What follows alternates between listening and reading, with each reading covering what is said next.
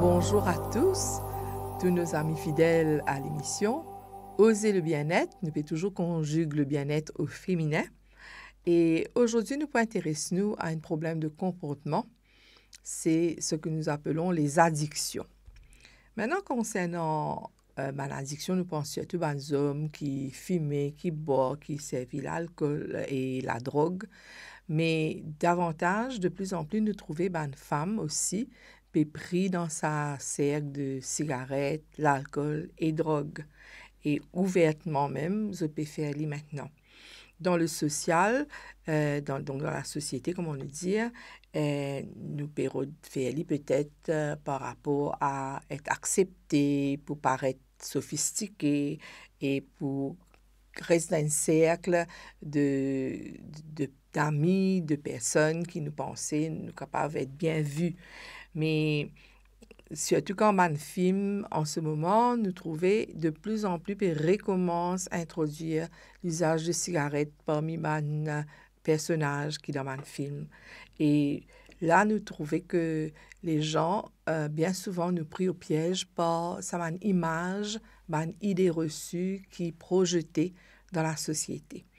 Mais quand nous cause addiction, nous cause drogue, donc. Mais qu'est-ce que ça veut dire une drogue? Une drogue, c'est défini comme toute substance qui prend pour changer façon nous les corps fonctionner, façon nos cellules fonctionner. C'est ce qu'on appelle le métabolisme. C'est ça, donc, la drogue. Toute substance qui peut changer le métabolisme. Et donc, ça peut changer nos moods, notre humeur et notre comportement. Et bon, nous sommes capables de prendre disons, nous avons mal de tête, nous prenons un petit médicament pour passer un mal de tête là, ou bien pour baisser la fièvre. Ça c'est la drogue aussi, ça. C'est un médicament seulement. Les pris dans le but d'utiliser pour baisser une situation donc, de maladie. Par contre, si nous prenons la drogue là d'une mauvaise façon, nous pouvons utiliser mal. À ce moment-là, nous pouvons servir dans une mauvaise intention. Là, il arrive un problème, pas seulement pour la personne qui utilise, mais aussi pour les personnes autour, comment nous pouvons trouver. Donc, sa caractéristique de change-mood, là, c'est une caractéristique purement humaine, ça. Nos vies changent, nous ne pas toujours pareil. Et à cause de cela, nous développons une situation où nous rôdons une solution facile souvent pour faire face à la vie. Et quand nous cause drogue, nous cause aussi, comme on veut dire, addiction. Ça, c'est sa condition qui nous force comme si pour recherche l'utilisation de ce produit-là pour qu'il soit capable de fonctionner normalement finalement. Au début, nous pouvons rechercher pour un plaisir, peut-être, parce que c'est ce qui nous y pensait, nous pour gagner que ça. Et puis, à la longue, nous trouvons qu'il nous bisait ce produit-là rien que pour fonctionner normalement. Et ça, nous arrivons à l'étape de la dépendance, donc de l'addiction. Et la dépendance se manifeste souvent quand nous manquons ce produit-là, donc c'est ça qu'on appelle effet de manque. Quand nous parlons d'un produit-là, nous avons une réaction physique, même émotionnelle, même mentale. Et ça dépend de quel type de drogue nous peut causer. Donc, nous portons sur deux drogues communes dans la société. D'abord l'alcool et puis nous cause la cigarette, le tabac. Alors quand nous cause l'alcool, nous pensons, bon, c'est juste, encore une fois, nous calculons, peut-être ce sont les hommes qui vont boire ouvertement, mais pas les femmes. Les femmes plutôt restent cachées parce que la société pas approuve une femme qui peut boire. Et nous sommes capables de rire, nous trouvons une situation un peu comique quand un homme peut mort. C'est pas il peut trébucher, il peut tituber parce qu'il peut boire, tandis que la femme, il peut juger plus sévèrement. Et une autre situation qui peut dérouler en ce moment, qui peut observer, c'est qu'auparavant, c'est la ménagère, la femme à la maison qui était plus à risque de développer ce qu'on appelle l'alcoolisme, c'est-à-dire il va boire un petit moment pour la société, mais il peut boire et il retrouve dans un état de dépendance.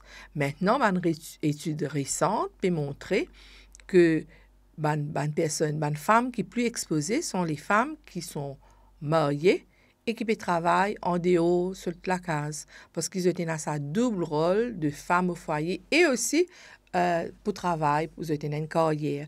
Et ça, double rôle-là, bien souvent, c'est une source de stress. Et si on se tourne vers l'alcool pour soulager ce stress-là, la même qui nous rentre dans sa cercle, qui nous tombe dans une dépendance vers l'alcool. Pourquoi est-ce qu'il y a sa dépendance de l'alcool et qui fait nous dire que l'alcool, c'est une drogue? Justement, caractéristique de l'alcool, c'est qu'au départ, il donne une sensation dans le cerveau qui est une sensation d'euphorie. C'est-à-dire, nous sentons-nous bien, supposément, nous sentons-nous calmes si nous nerveux.